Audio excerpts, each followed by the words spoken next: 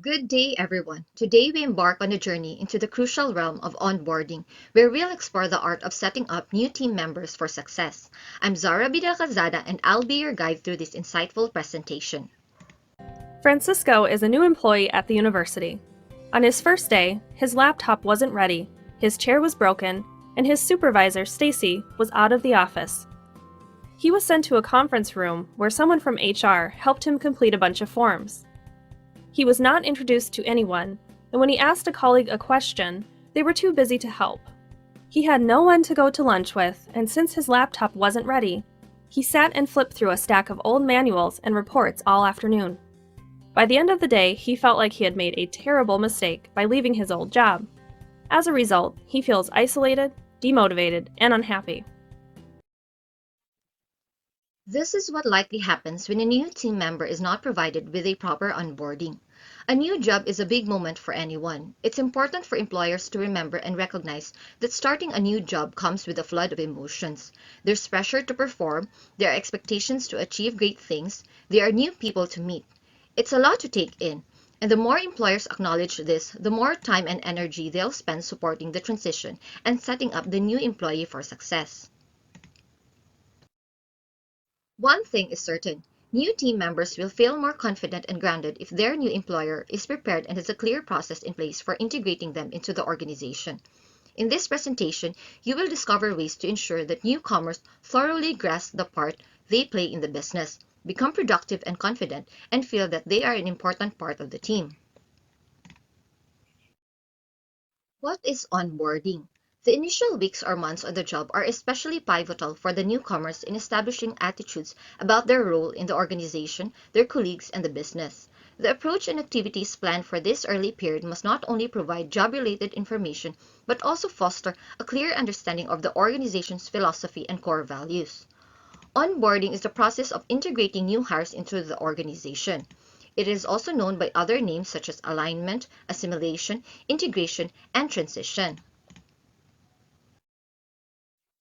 The onboarding process begins as soon as the new employee signs the offer letter, and depending on your organization's size and the complexity of the work, an onboarding program can last for several weeks to several months. It covers matters related to learning and development, scheduled milestones, mentoring programs, and interactive meetings where employees can ask questions about corporate or departmental initiatives. Unproductive approaches that don't work. Successful onboarding is crucial, but there are three unproductive approaches. First is the osmosis. New employees are left to learn on their own by observing and asking questions as needed, without a formal orientation or adjustment process. This assumes that smart hires can figure out everything on their own about the job, company, and facilities. This fails to consider the difficulty of grasping nuances, conveys indifference, and often results in shy employees not getting needed guidance in a timely manner. Next is just follow Joe around. New hires are paired with experienced employees, but without giving the experienced employees specific instructions. This believes that newcomers can learn the basics by simply following someone around. This lacks clarity on the new hire's role and expectations, as the experienced employee may not have insight into these aspects. Last is watch the video. A slick video is created to inform new employees about the company, which they watch on their own time. Everybody loves videos, right? Besides, you don't need to waste any time with person-to-person contact or training. Videos cannot answer questions. They cannot ensure attention or provide specific job insights. It risks conveying a message of indifference and lacks personalization. These three approaches unfortunately occur all too often, but are clearly unproductive and are best to be avoided. The first day, easing anxieties. The first day of work is crucial in leaving a lasting positive impression on new employees, and it's essential to offer a warm welcome to make them feel like they belong. The following are tips to ease the anxieties for the first day. Ensure the new team member's workstation or office has everything they need to be successful. Alert whomever will greet the new team member and escort them to their new workstation or office. Share the onboarding plan. Personally introduce the newcomer to the other team members.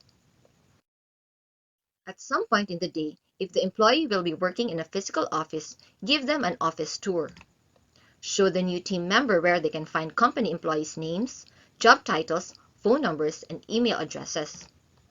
Encourage current employees who haven't formally met the new hire to introduce themselves and offer to help in any way they can. At some point during the day, meet with the employee to take up where the last interview left off.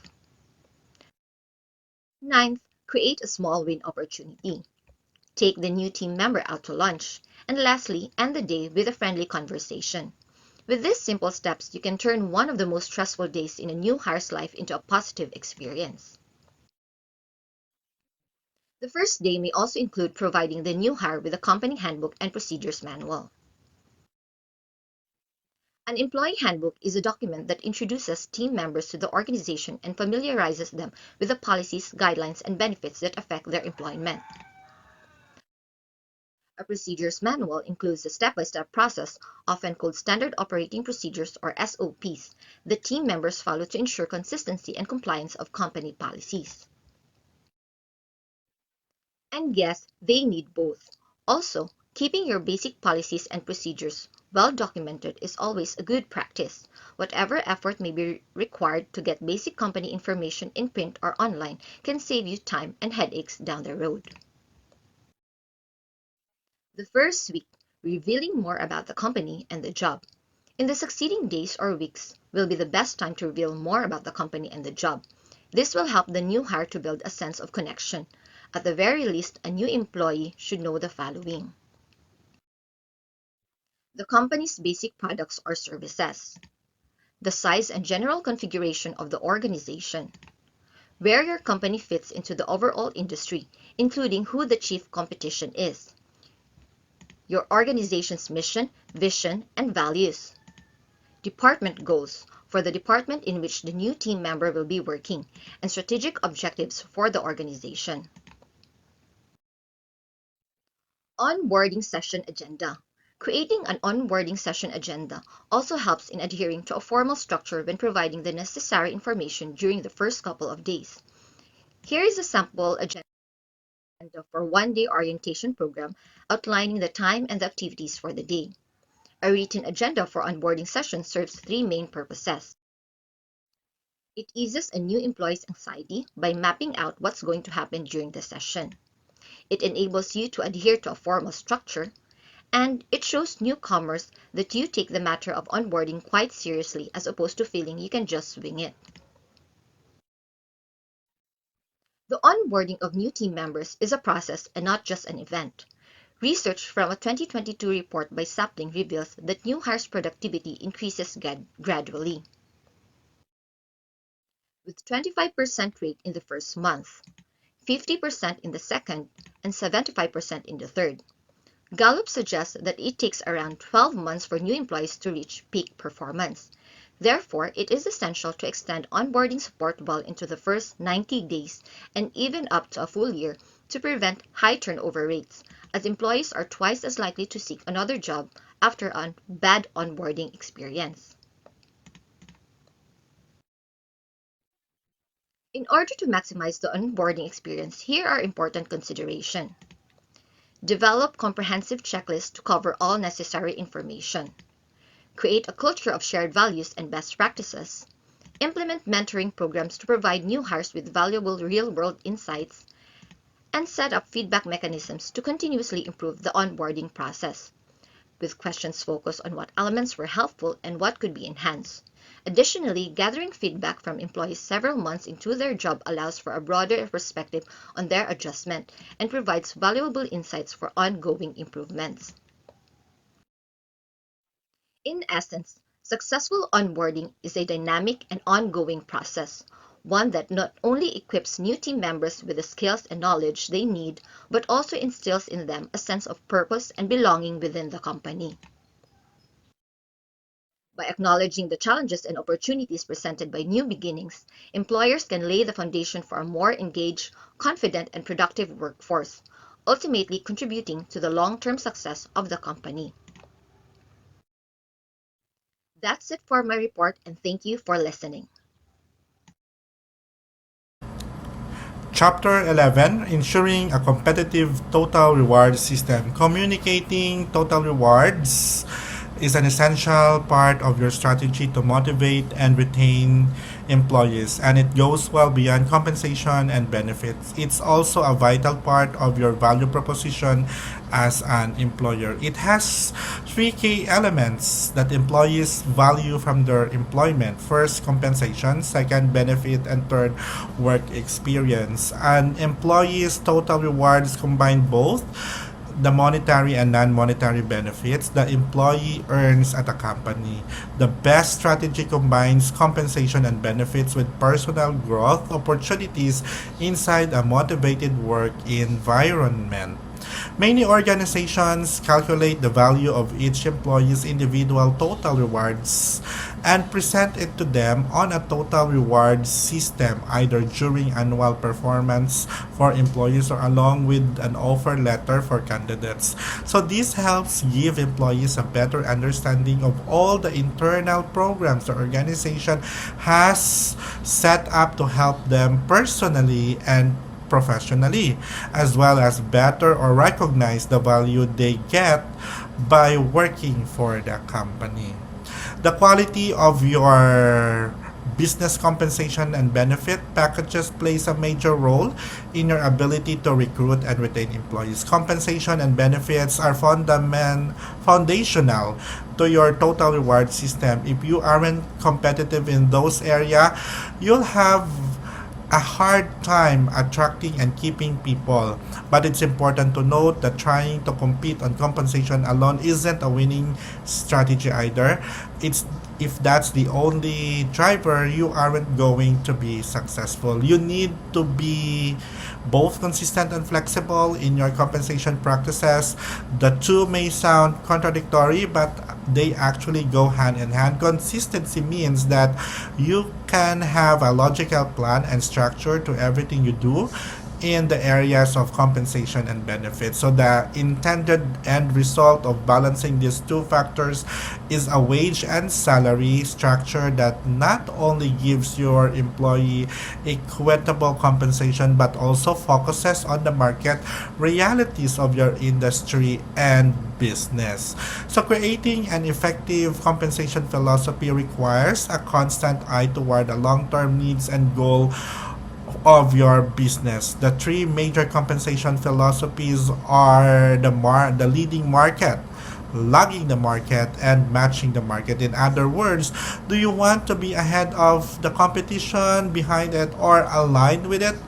Your goal is a well thought out set of practices that helps ensure the following results. So here are some questions you may want to ask yourself as you formulate your compensation philosophy. So keep in mind that no specific answers are right or wrong for every situation. The important is that your compensation philosophy considers your company's mission and goals. If your goal is to become the dominant company in your industry within 5 years, you probably need to offer generous wage and benefit packages to attract the people who can fuel your growth. And you may need to pay highly talented employees a little more than market value today so you can reap the benefit of their contributions 3 to 4 years from now. If your goal is to improve productivity, you most likely want to tie compensation to performance and productivity. So employee compensation includes everything employees receive in exchange of their work, including base pay, bonuses, and incentive pay, as well as benefits. So following list offers a quick review of the key aspect employees compensation. So base wage or salary. The base wage or salary is simply the salary or wage before deductions and other incentive that employee receive for the work they do. So benefits are items that you offer to employees in addition to their base wage or salary. Bonuses and incentive. Generally speaking, any payment made to reward performance, attendance, productivity, tenure, or specific result, or other work-related behavior is an incentive. Bonuses are just one form of incentive. Commission. This term refers to a percentage of sales price of a service or product that sales people receive in addition to base wages. Commission arrangement include the following: straight commission with no salary, commission combined with base salary, a draw. Bonuses, incentive, and commissions are all components of variable pay. Your use of variable pay is an important part of your compensation strategy. It allows you the ability to remain competitive and create a system in which employees have a greater earning potential beyond their base salary. But because base salary is a big portion of the compensation equation, it's important to be thoughtful and strategic in your approach. One of the main tasks in any effort to create an equitable and effective wage and compensation system is to develop consistent protocol for setting pay levels for every job in your organization. In setting the actual pay scale for specific jobs, you have several options. So these are job ranking and leveling, market data and pay trends, the going rate, and collective bargaining. Salary structures are an important component of an effective compensation strategy that help ensure that pay levels for groups of jobs are competitive externally and equitably internally. A well-designed salary structure allows you to reward the skills, knowledge, and talents team members bring to the company and not the nature of the positions they fill. So variable pay systems link a percentage of position pay to defined performance and accomplishment targets. So it has advantages and disadvantages. So with broadbanding, you reduce a lengthy series of narrowly defined base pay categories to a few broad salary ranges or pay bands. So these pay bands are how you define the target pay of employees within job grades. So for each level, a company should decide a low end and high end of the pay that level will command. So under broadbanding, you eliminate all job titles and salary ranges and combine everything into one bond administrative staff with the same overall pay range as before, but with no wired connection between specific salaries and job titles. So it has advantages and disadvantages as well. So taking individual into account, you pay people, not positions. So sooner or later, you must program into your salary decision those factors that relate solely to the individual who is to perform the job. The following list describes the key individual factors you may want to consider in finalizing compensation system. So these are experience and education, past job performance. So seniority and length of service has a long been factor in the pay scales in most industries, unionized industries in particular. The rationale is that loyalty is valued and should be rewarded. So the downside, no strong evidence suggests that seniority and productivity in any way directly correlate. So potential, some companies justify higher pay for certain individuals because they consistently demonstrate potential to become an exceptional producers or managers. So the payroll revenue ratio, what's an optional balance regardless of the compensation system you set up? You must make sure that your company can afford to carry the cost. No optimal ratio exists between payroll costs and revenues, but whatever you decide needs to be structured you can handle comfortably. So wage on hour laws can be very tricky to comply with, and federal laws may not correspond with the requirements of the state laws. This is an area where you're wise to consultant with an experienced and knowledgeable attorney. So thank you very much. In today's competitive job market, attracting and retaining top talent is a paramount concern for businesses. One crucial element is the quest to secure a skilled and dedicated workforce, offering an enticing and comprehensive benefit package. A benefit encompasses any type of compensation that extends beyond an employee's fundamental salary, and it is not directly linked to their job responsibilities or performance. The landscape of benefits administration is evolving at a quick pace. Employees are now demonstrating a heightened awareness and proactiveness when it comes to safeguarding their physical and mental well-being, achieving a healthier work-life balance, and securing their financial stability. Here's a quick glimpse of 3 key trends. 1. Considering the continued increase in healthcare costs, companies are pioneering creative approaches that allows employees to earn a portion of their benefits premium. Second, focusing more on mental health. Both employers and employees are increasingly acknowledging the paramount importance of mental well-being, far more so than in previous times. Third is the lifestyle spending account. LSA represents an employer-sponsored benefit designed to allocate funds to employees for specific categories of expenses that typically fall beyond the purview of a standard group health plan. While providing most employee benefits is a voluntary choice for employers in the Philippines, it is imperative to acknowledge and embrace the legal and ethical duty to furnish workers with the government-mandated employees' benefits delineated in the Labor Code. The Labor Code of the Philippines stipulates that employees are entitled to a range of monetary benefits, including the minimum wage, 13th-month pay, and overtime pay, among others. Furthermore, the Labor Code imposes an obligation on employers to enroll as members of the Pag-ibig Fund, PhilHealth and SSS for private employee, GSIS for government employee, in addition to remitting monthly contribution on behalf of their employees to these government agencies.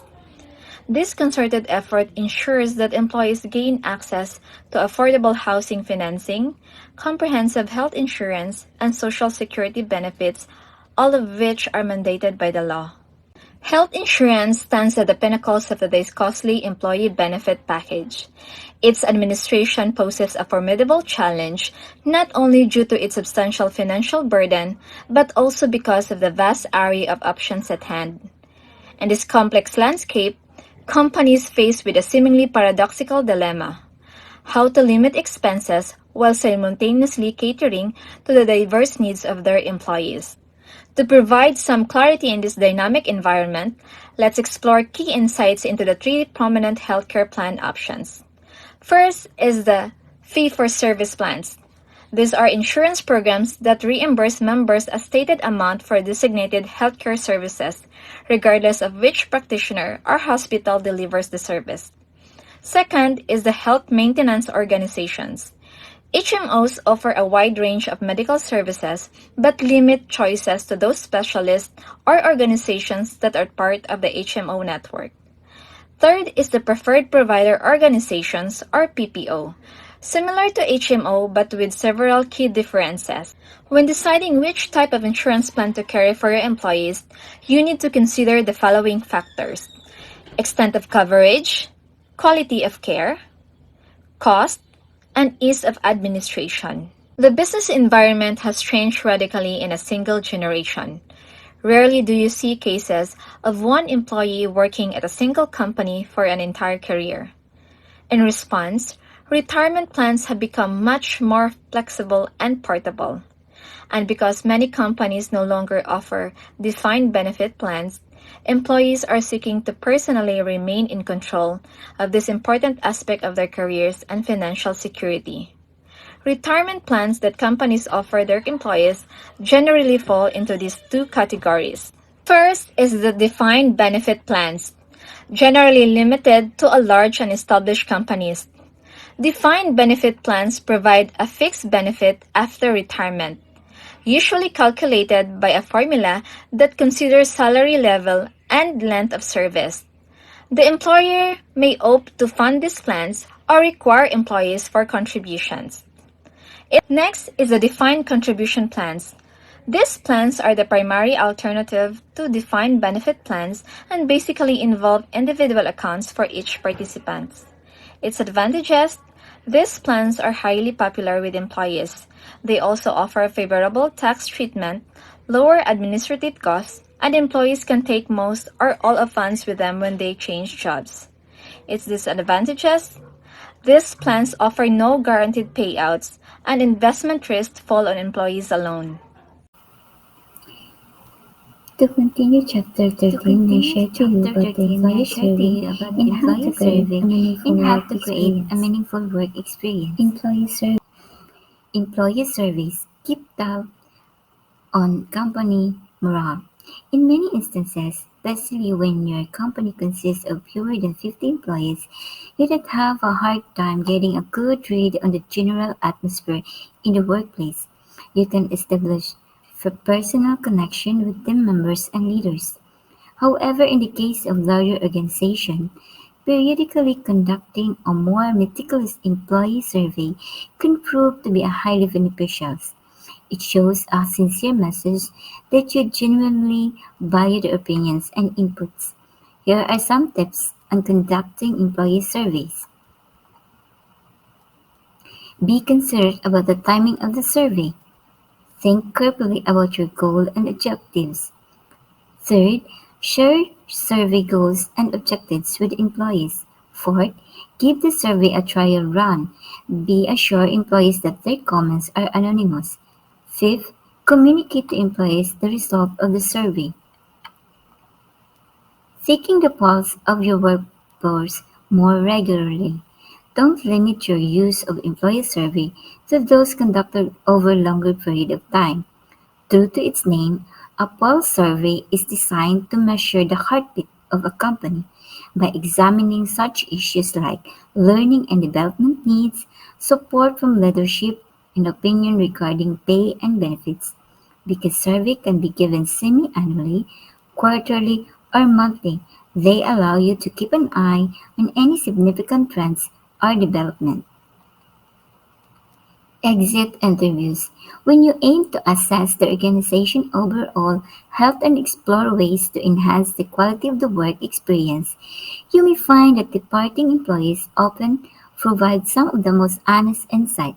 Conducting exit interview with employees who have voluntarily resigned or are leaving your company for other reasons is considered a best practice for gathering valuable suggestions in how to improve working conditions and create a more inviting workplace.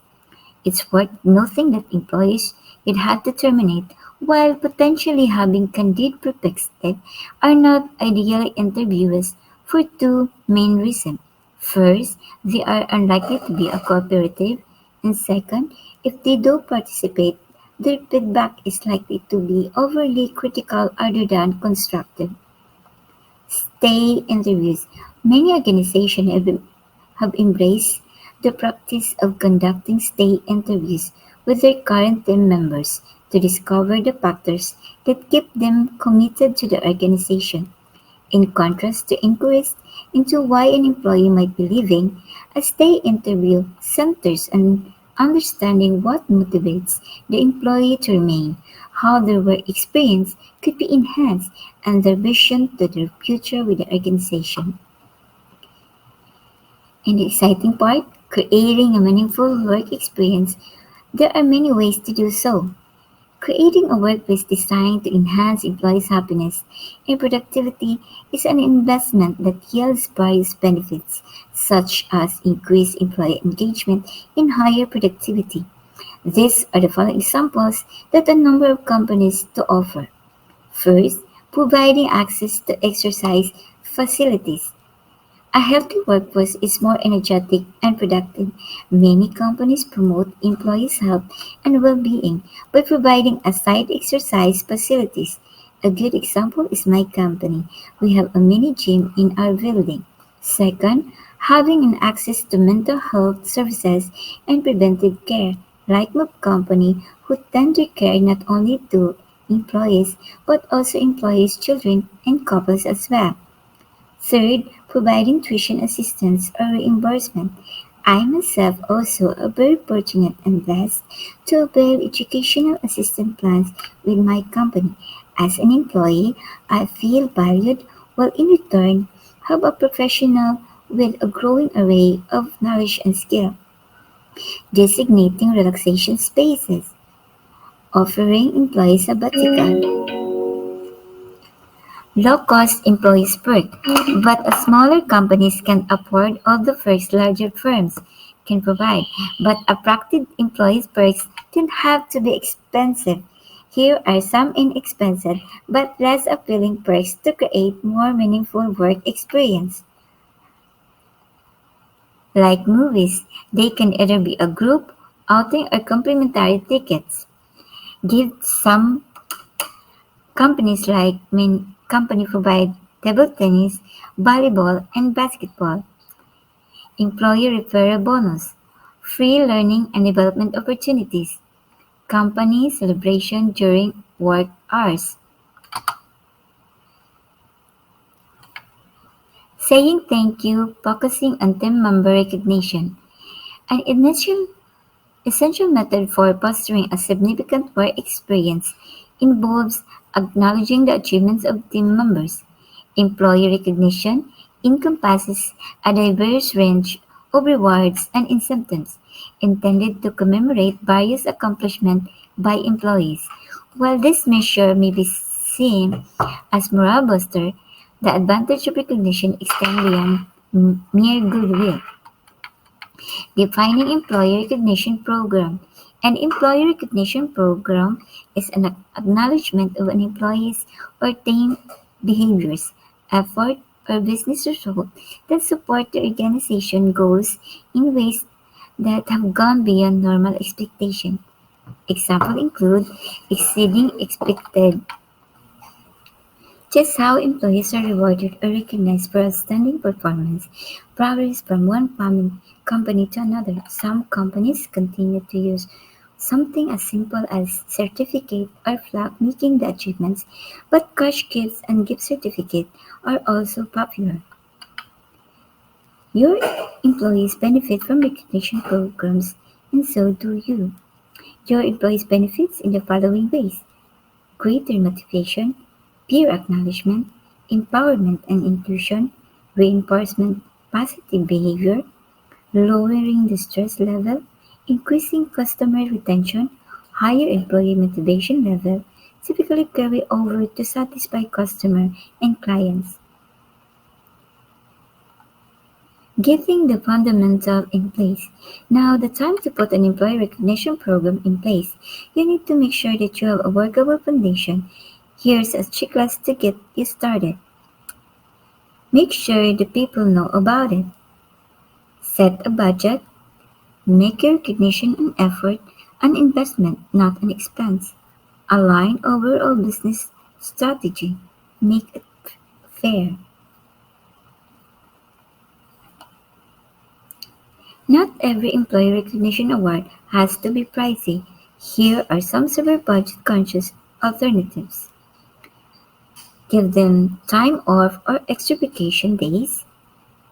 Treat them into a dinner or in a local restaurant. Give them tickets to the movies or sporting or cultural events.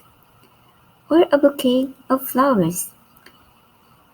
An additional note: if you do hand out employee recognition awards, they may be subject to taxation by the BIR. Seek legal advice if you need help determining which awards are taxable. Administration and communication.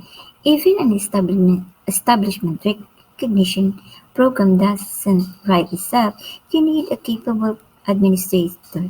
If you're handling your company HR functions, that point person may be you. If not, it's helpful to have one person charged with the administrative and technical duties of running the program. Handing out awards. The importance of publicity. Although recognition can be handled in personal, one-on-one setting, it's often more effective to make the event public in variety of ways that can help maintain enthusiasm and high level of participation. Publicly offering kudos give employees the recognition they deserve. The following advertising venues for publishing award recipient: the company website, the company's social media pages, the company newsletter, staff meetings, and company-wide email communication. In the heart of every workplace, there lies an untapped wellspring of potential. It's not just about recruiting the best talent, it's about unleashing their hidden capabilities. What if we told you that the key to unlocking your team's full potential isn't a secret formula, but a journey filled with discovery and growth? It's about providing not just any growth experiences, but the right ones. Experiences that light the path to untold achievements. But here's the twist. These experiences aren't just for a team's benefit. They're a catalyst for your organization's success. So welcome to an exploration that promises not just to change how you work, but how you thrive. So let's dive in. Providing the right growth experiences for team members. First, understanding what talent development is. So what really talent development is?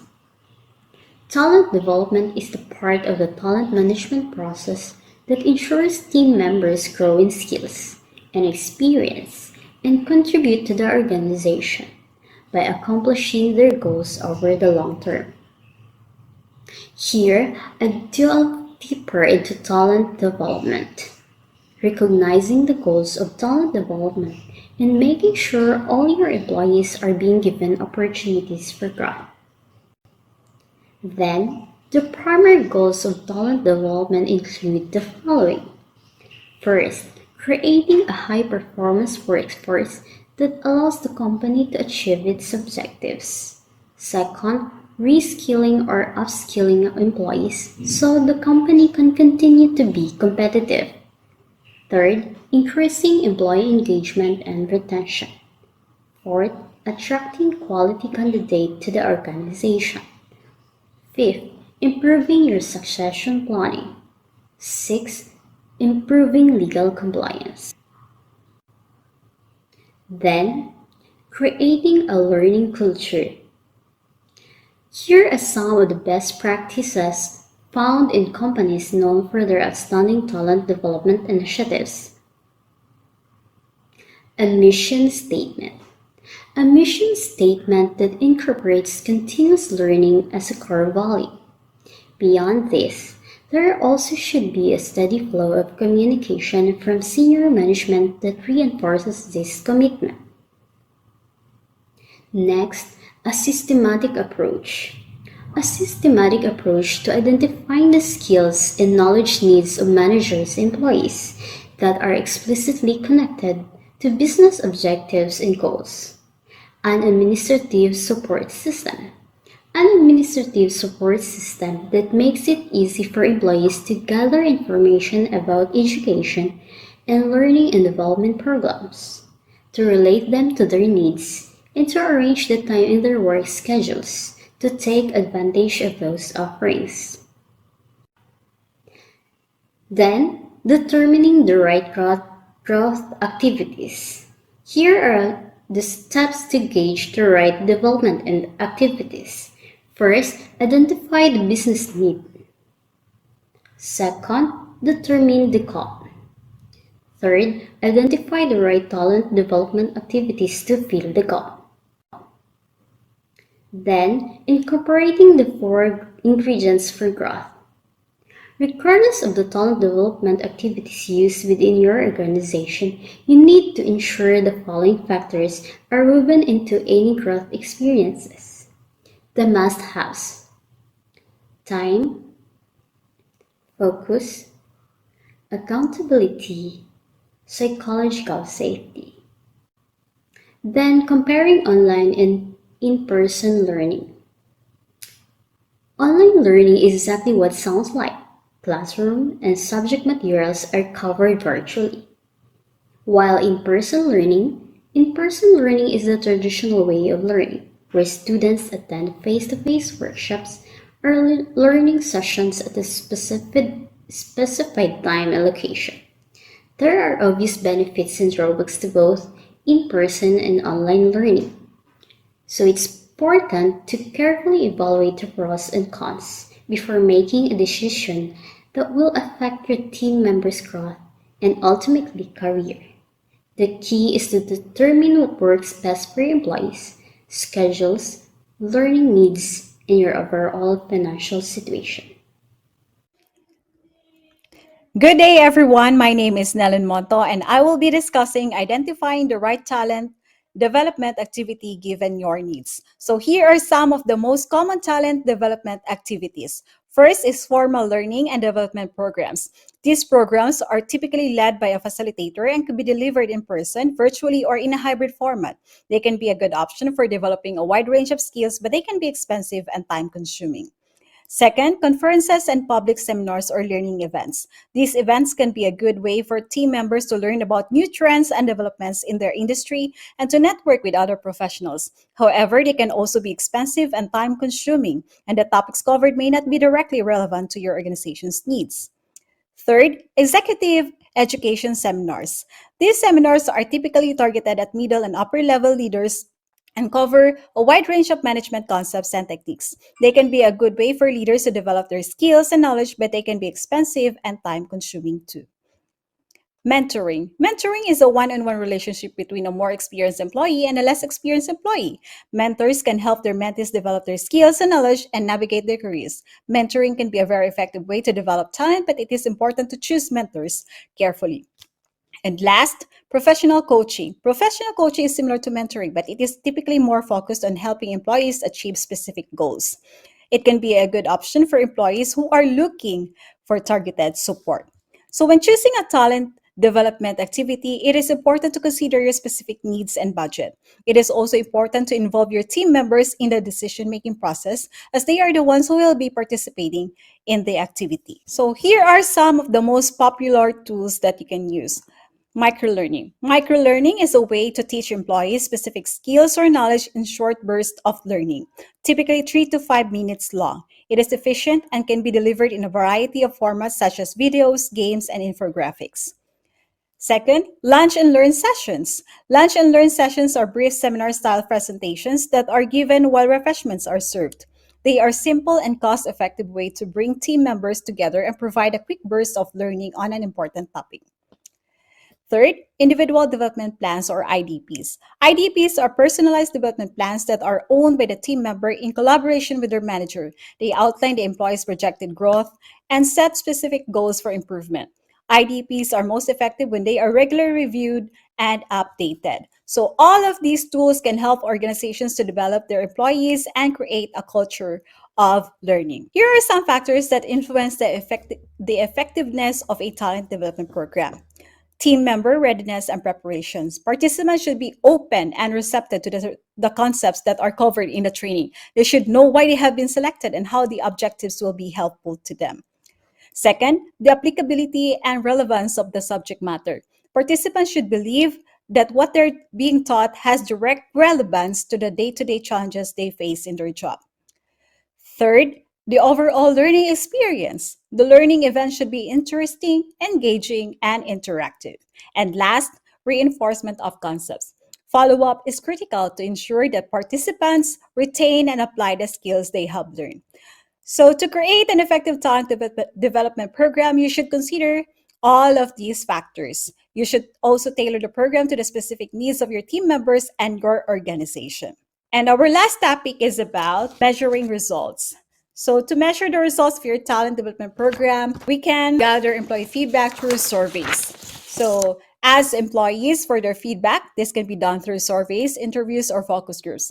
Ask employees about the relevance of the training, the quality of the instruction, and whether they would recommend the program to others. Second, track employee performance over time. Look for trends in employee engagement, retention, promotion rates, and other metrics that are relevant to your business. If you see positive trends, this suggests that your talent development program is effective. Use assessment data. So if you use assessments to track employee progress, you can compare pre and post assessment data to measure the impact of your training. This is particularly helpful to measure the effectiveness of technical skills training. So it is important to note that it can be difficult to isolate the impact of a talent development program from other factors, such as the overall economic climate or the company's culture. However, by trying By tracking multiple data points over time, you can get a good sense of whether your program is effective. So that would be the end of my presentation. Thank you very much.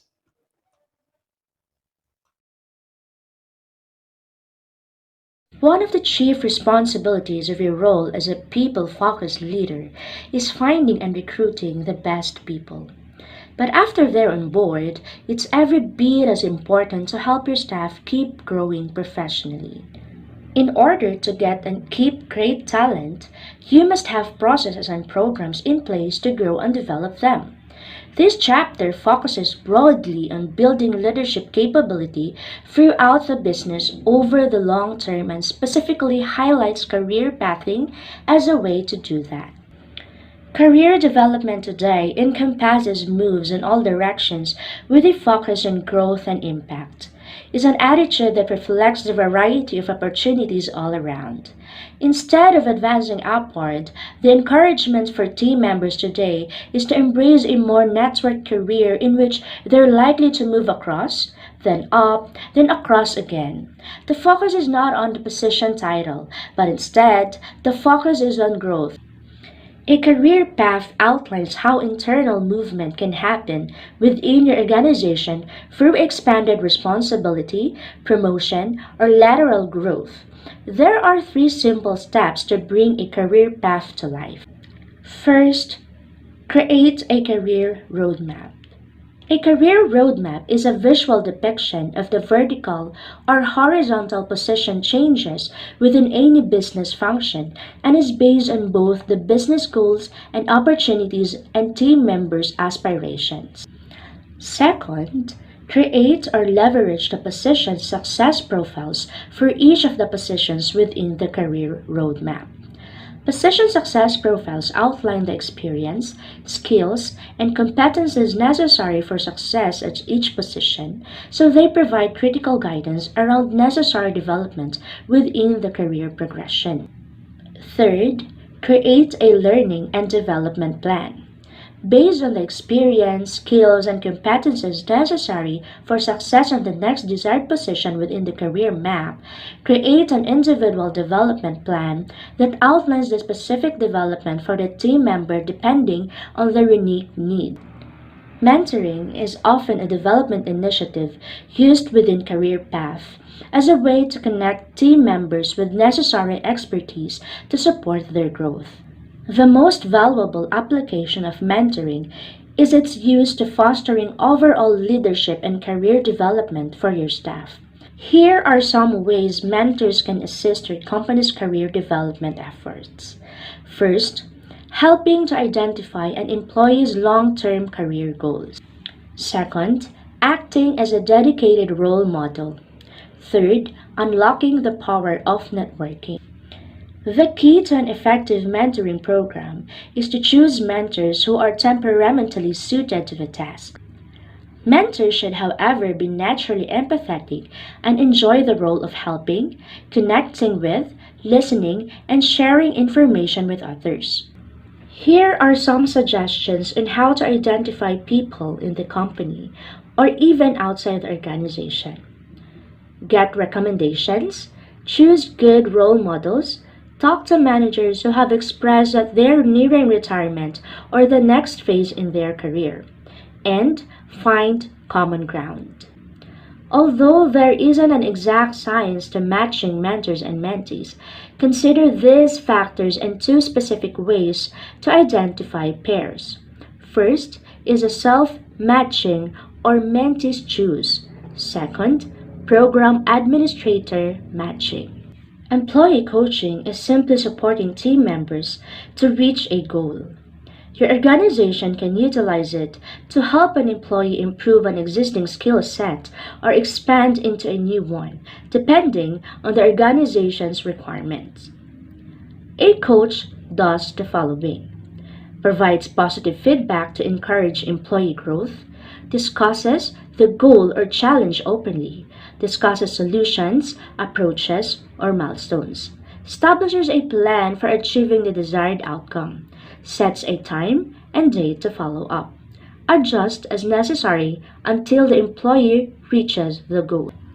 A model that is commonly used by leaders to coach team members is the GROW model.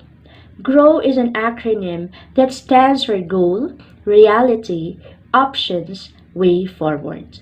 It's an easy to use tool to support leaders at all levels in coaching team members to accomplish goals.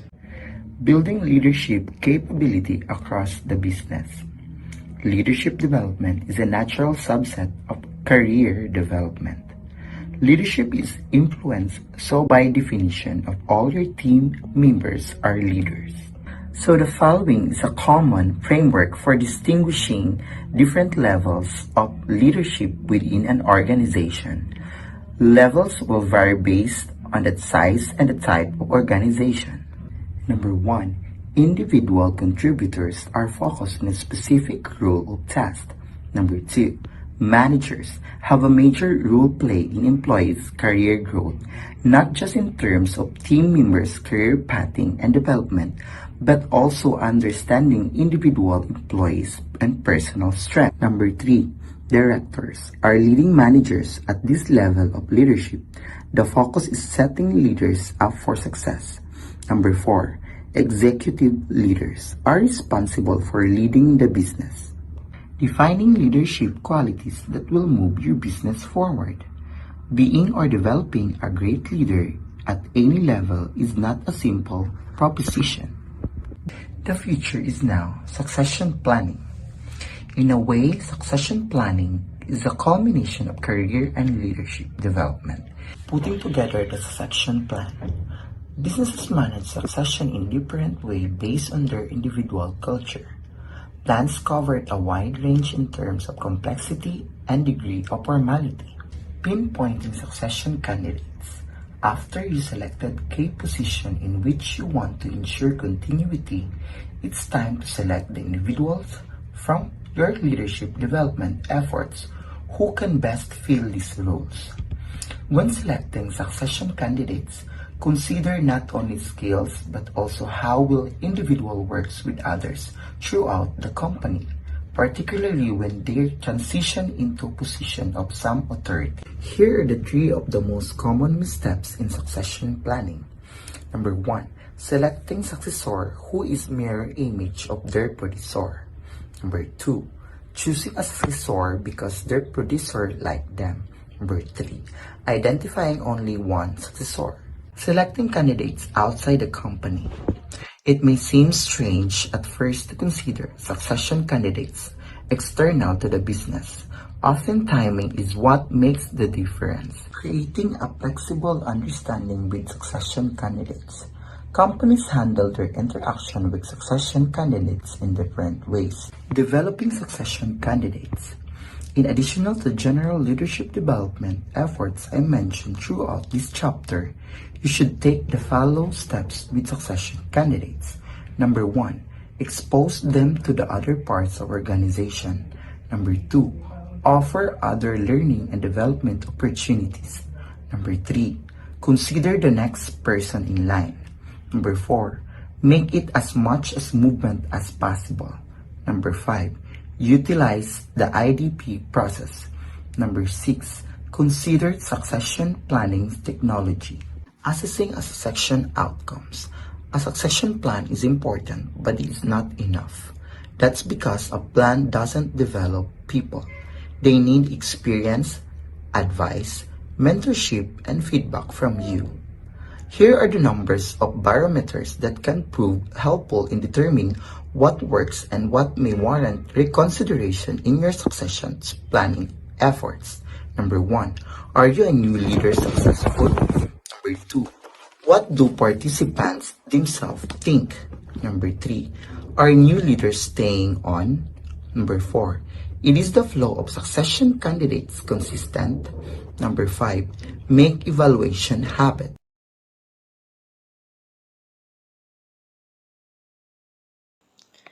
Let us now proceed to the next topic, which is managing employee performance. What is the purpose of performance management? Number 1, many organizations use performance management to help ensure that the talent acquisition activities yield to an effectively performing employee. which also should focus on building the employee and facilitate employee performance improvement and competency growth. Having a performance management system in place, however, also allows the organization to systematically detect and treat performance problems that employees exhibit before those problems become so harmful and intractable that discharge or termination is the only recourse. The last one, a sound performance management system can be very useful in helping an organization successfully defend itself against legal challenges to discharges or terminations. Performance management process cycle. There are 4 stages to the performance management process cycle. Stage 1 is performance planning. It involves setting performance goals for each employee and identifying the specific competencies the employees will be evaluated on. Stage 2 is performance execution. This focuses on actually performing the job. Resources to aid in job performance should be coupled with frequent coaching. Feedback and mentoring from the employee's manager are also provided.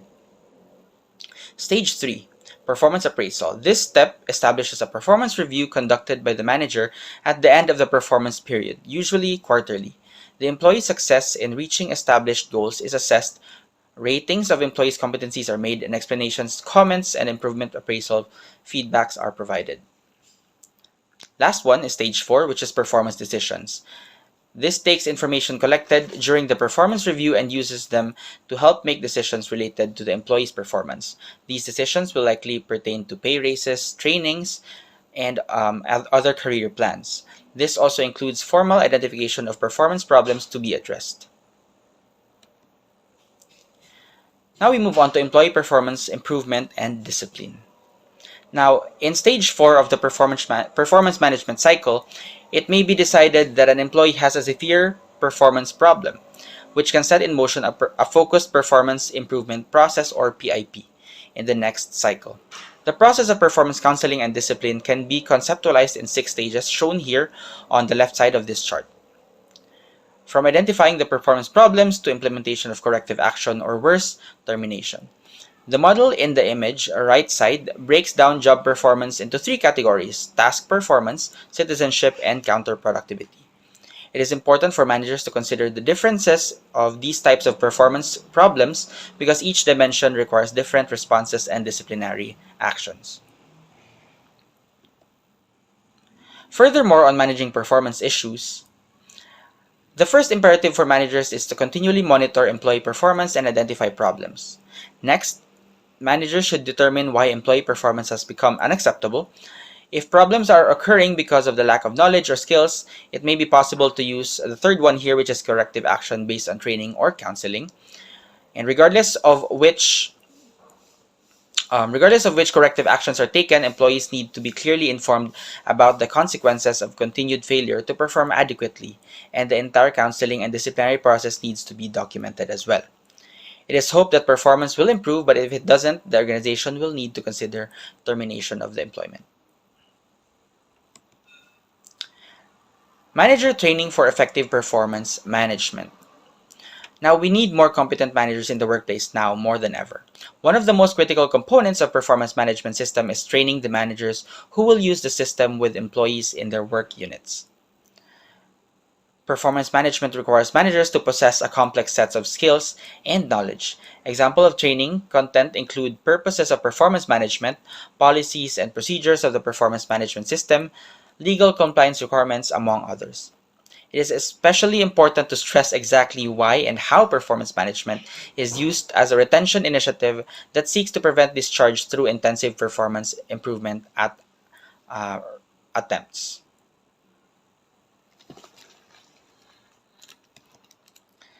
Employee termination training. Another important part of manager training should be concerned with employee termination. Here, managers must come to understand that decision to discharge an employee for performance problem fails outside the normal performance management process and is not a decision that is done or should be made by an individual manager alone.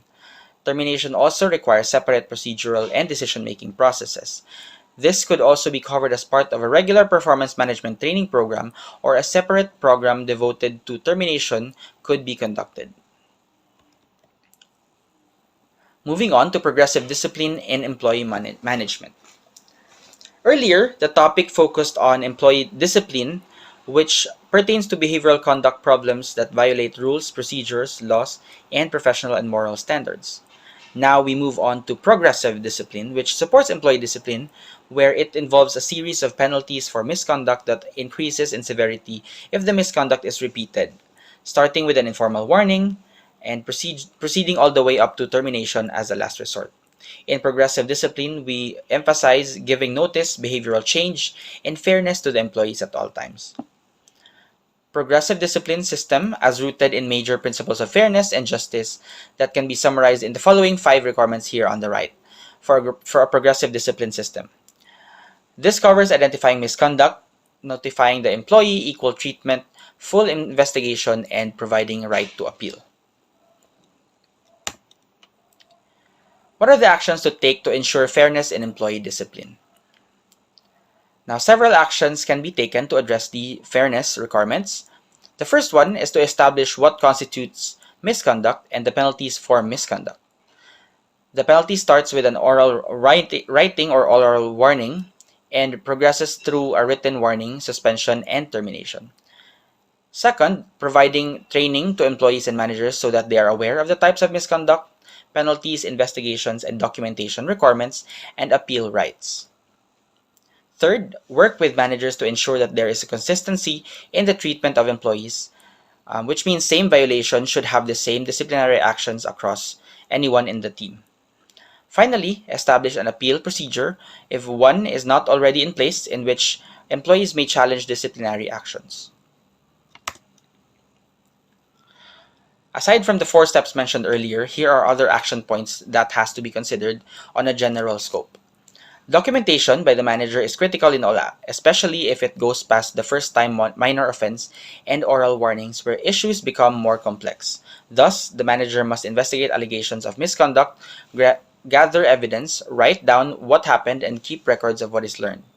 Second, performance management process problems could be incorporated into or dovetailed with the progressive discipline system. If possible, it would be wise to first adhere to the normal performance management cycle so that correction of performance deficiencies is done in a consultative way between the employee and the manager. And the manager assumes major responsibility to make sure that resources to the employee are provided, as well as for attentive coaching and feedbacking. But if performance improvement is not forthcoming, then shifting to the progressive discipline system will be necessary. Lastly, employee termination is the final step in progressive discipline. In an ideal world, we would never need, or it would never be necessary to do termination, but rarely termination could happen in worst case scenarios. The organization must be prepared for the necessity of conducting terminations. Termination processes, guidelines, trainings for managers, and so forth must be developed and implemented. Considerable guidance is available to help the organization in this regard. That is it for performance management systems. Thank you very much.